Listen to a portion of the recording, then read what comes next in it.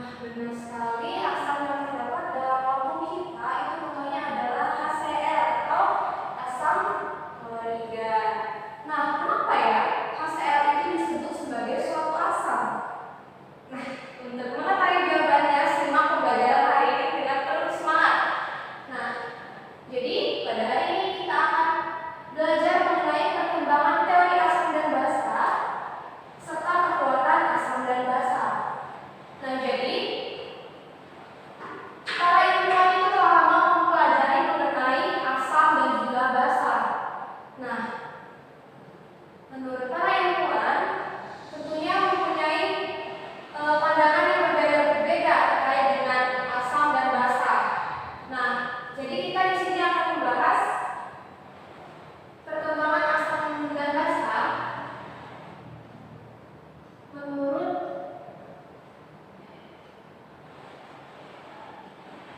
tiga teori ya.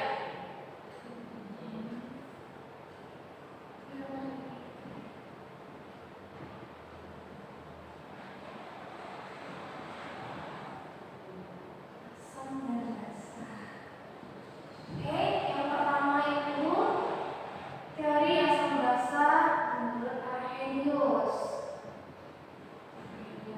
Nah, jadi Arrhenius mendefinisikan asam sebagai spesies yang jika dilarutkan di dalam air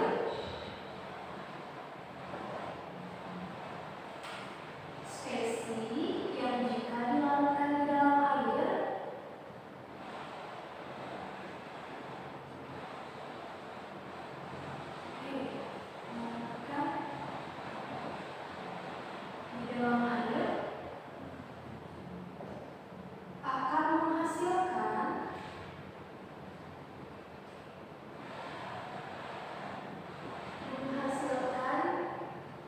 ion H+. Oke? Ingat-ingat di sini bahwa pada teori Arrhenius itu jika suatu zatnya dilarutkan di dalam air, dia akan menghasilkan ion H+, itu disebut sebagai asam. Nah, kita ambil contoh asam yang terdapat di lambung kita tadi, yaitu HCl yang jika kita larutkan di dalam air akan menghasilkan ion H+ dan juga ion seromin. Nah, terlihat kan bahwa HCl jika dilarutkan di dalam air akan menghasilkan ion H+. Nah, oleh karena ia menghasilkan ion H+ di dalam air, maka HCl di sini merupakan suatu asam menurut teori Arrhenius. Nah, kita ambil contoh lainnya ya. Kita ambil contoh lainnya yaitu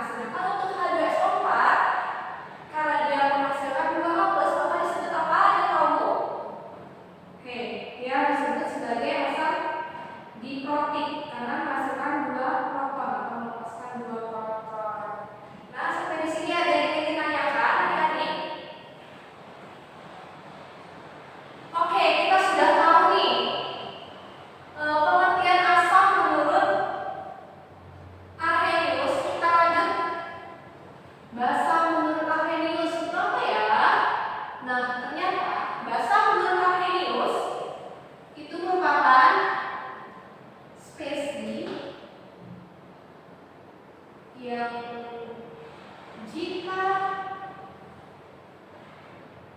dilarutkan di dalam air, sama ya, dilarutkan di dalam air akan menghasilkan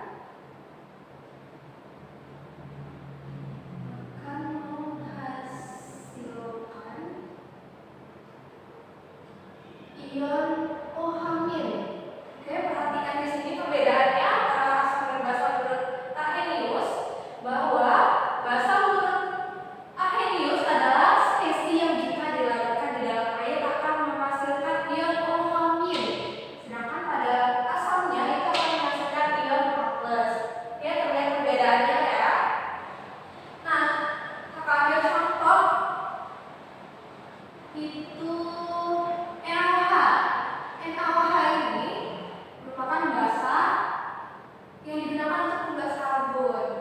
Nah, NaOH apabila dilarutkan di dalam air akan membentuk atau menghasilkan ion Na+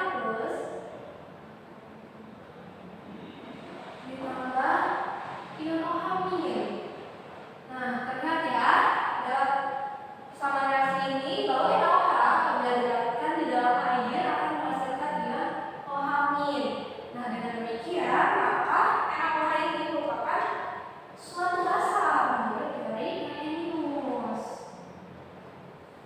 Oke. Nah, contoh lainnya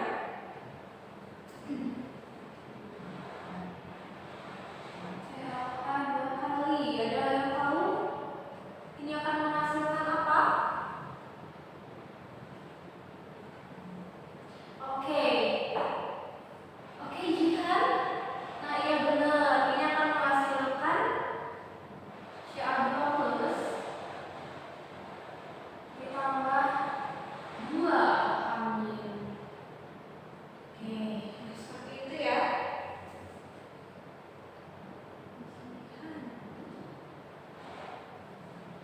Nah, karena COH melepaskan ion OH- di dalam air, maka CaOH2 kali ini merupakan suatu basa menurut teori Arrhenius. Nah, sudah terlihat kan mengenai teori asam basa Arrhenius. Terlihat perbedaan asam dan basanya. Jika ia melepaskan ion H+, maka itu sebagai suatu asam menurut teori Arrhenius. Adapun basanya itu akan menghasilkan ion OH- jika dilarutkan di dalam air. Nah, yang harus adik-adik ingat adalah ini maunya air ya untuk teori Arrhenius. Nah, lalu bagaimana nih dengan ini contohnya, contoh lainnya ya. Bagaimana dengan NH3? Gimana dong bersama reaksinya di sini? Nah, tahu tidak adik-adik? NH3 ini ternyata merupakan suatu basa loh. Merupakan suatu basa, tetapi tidak dapat dijelaskan dengan teori Arrhenius ini, karena teori ini memiliki keterbatasan. Nah, keterbatasannya apa? Keterbatasan.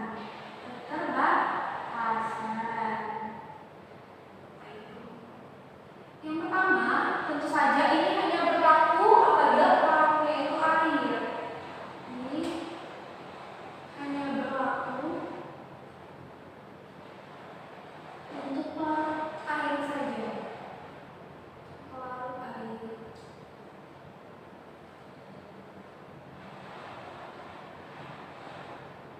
Hanya berlaku pula untuk asam dengan rumus Ha. Ha seperti HCl, HBr, nah seperti itu. Dan juga hanya berlaku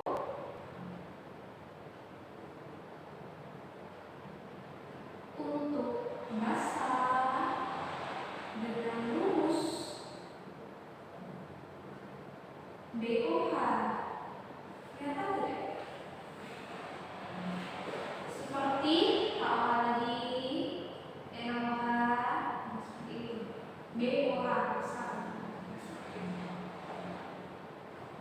Nah, oleh karena teori ini memiliki keterbatasan, maka ilmuwan bernama Johannes Nicolaus Lowry dan Johannes Nicolaus Bronsted dan juga Thomas Martin Lowry itu mendefinisikan asam dan basa yang dikenal dengan teori Bronsted-Lowry.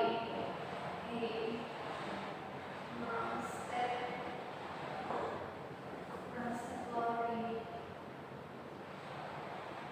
Nah, jadi asam dan basa menurut teori ini didasarkan pada kemampuan suatu zat untuk menerima ataupun memberikan ion H+ atau proton.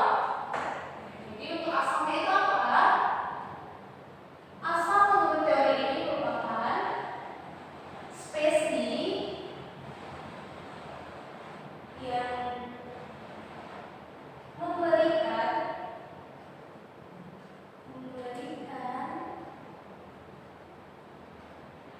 ion H+, atau disebut juga proton ya. Sedangkan basanya apa? Basanya tentu saja spesies yang menerima ion H+ tersebut.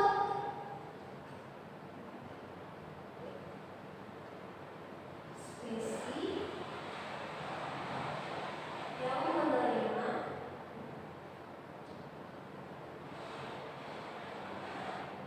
ion H+ atau proton. Nah, kita ambil contoh NH3 tadi ya.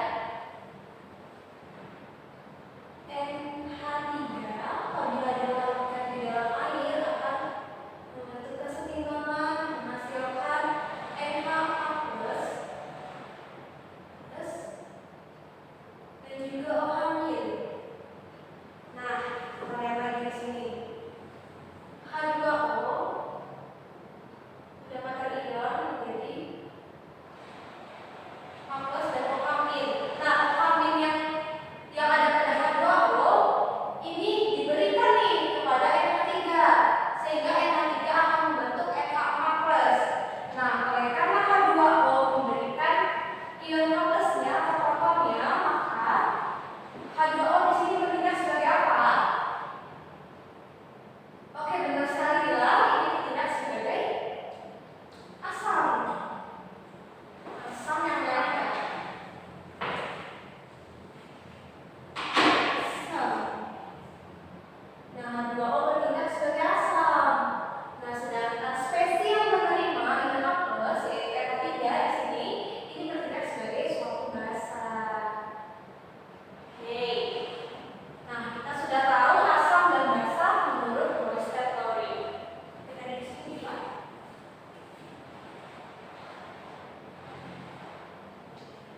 Nah, selain istilah asam dan basa, ada pula istilah lain yang perlu kita pahami pada teori ini, yaitu asam konjugasi dan juga basa konjugasi. Nah, asam konjugasi itu terbentuk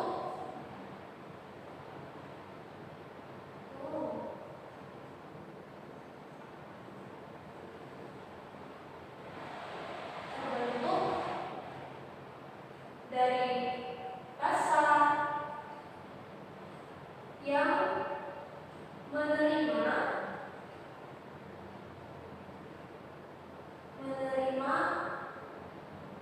ion H+. Oke, sedangkan basa konjugasi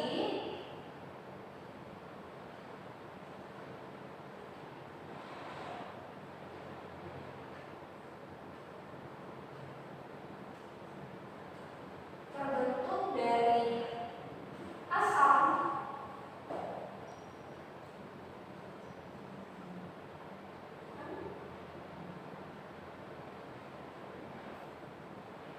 yang memberikan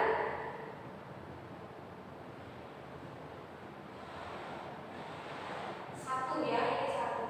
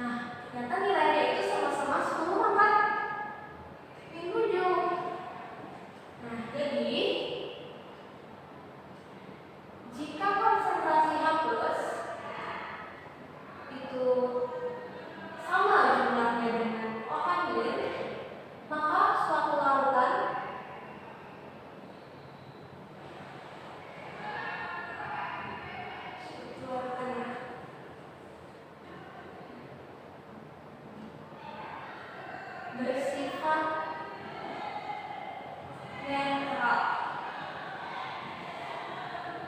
Oke? Nah, jadi ternyata dalam air murni kita dapatnya ini. H plus dan juga OH minusnya itu sama nilainya, sama-sama 10 makanya 7. Makanya air murni itu bersifat netral karena jumlah H plus dan OH minusnya sama. Tidak ada yang lebih banyak maupun lebih sedikit. Nah, lalu bagaimana tuh jika H plusnya lebih banyak daripada konsentrasi OH minusnya? Oke? Nah, jadi jika konsentrasi H plus itu lebih banyak daripada OH min, maka larutannya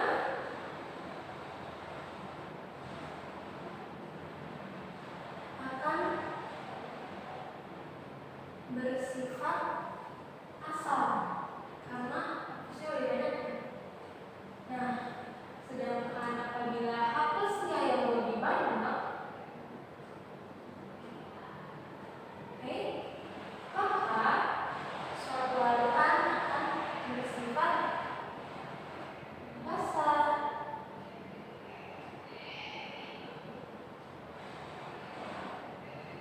Bersifat basa. Nah, sampai sini ada yang ingin ditanyakan?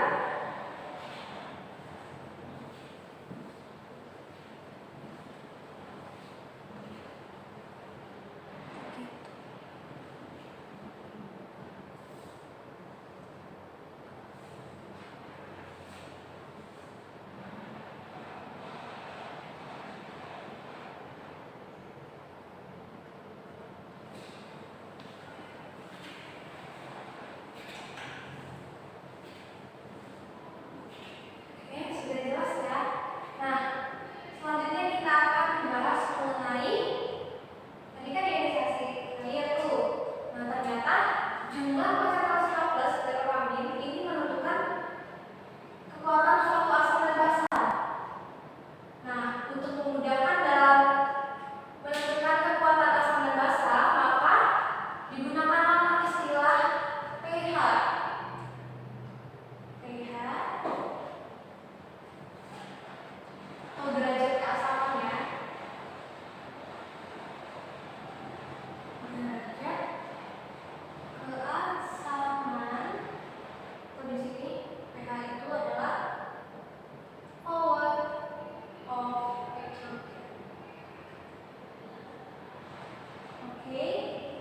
Nah, jadi ternyata nilai pH ini adalah min logaritma dari konsentrasi H plus. Nah, begitu pula untuk pOH. pOH itu adalah min log konsentrasi OH min. Nah,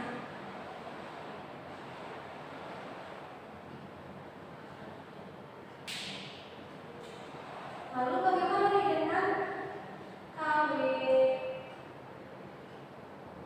Sama dengan konsentrasi H plus dan juga dikali konsentrasi OH min. Nah, jadi ini akan dapat dituliskan seperti ini. Min konsentrasi H plus ditambah min log konsentrasi OH min. Nah, ini akan menjadi pKw, ini akan menjadi pH ditambah dengan pOH. Nah, kita tahu bahwa pKw tadi itu nilainya adalah KW ya, KW nilainya ada 10 papat min 14. Nah, jadi berarti nilai PKW-nya apa dong? Ini loh.